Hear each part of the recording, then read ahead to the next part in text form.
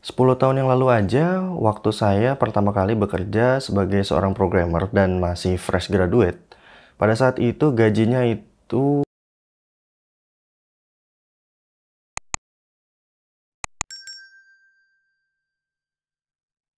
Assalamualaikum, selamat datang lagi di channel Arfa Akbar.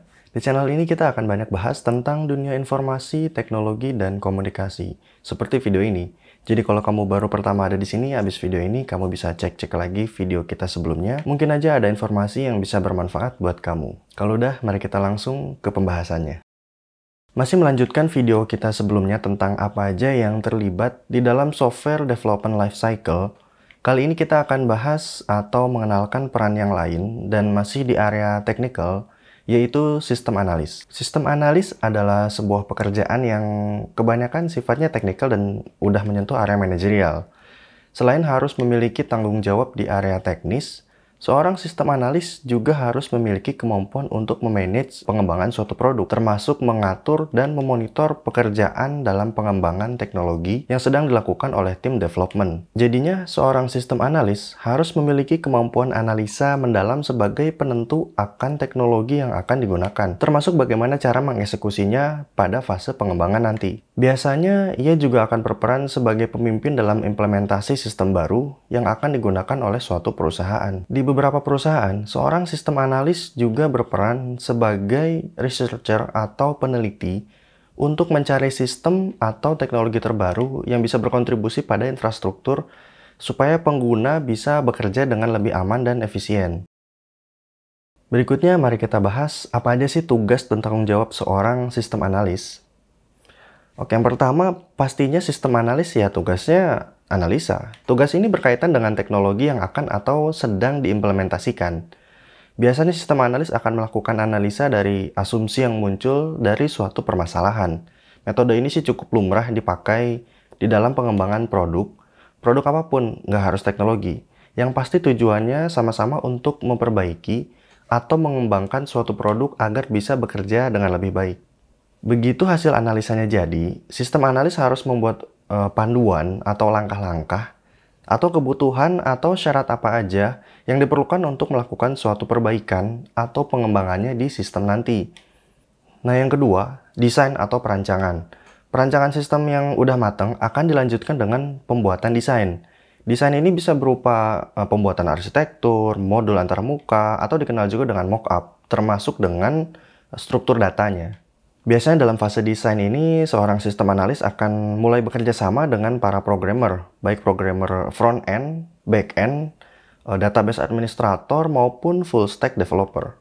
Nah, setelah fase desain selesai dan dinyatakan diterima desainnya, maka tugas berikutnya dari seorang sistem analis adalah mengimplementasikan desain ini ke dalam sebuah kasus atau proses.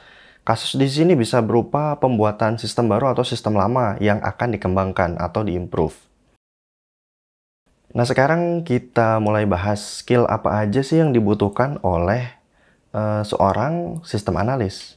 Ya, sebagai seorang leader di area teknikal, seorang sistem analis selain harus memiliki kemampuan coding, desain, dan analisa yang cukup advance, dia harus ditambah juga dengan suatu keterampilan interpersonal dan komunikasi yang kuat. Sistem analis juga bekerja bukan hanya untuk tim programmer atau tim pengembangan. Mereka juga diharuskan untuk mengidentifikasi dan mengevaluasi kebutuhan bisnis yang secara khusus memiliki hubungan dengan teknologi yang sedang atau akan dikembangkan nanti.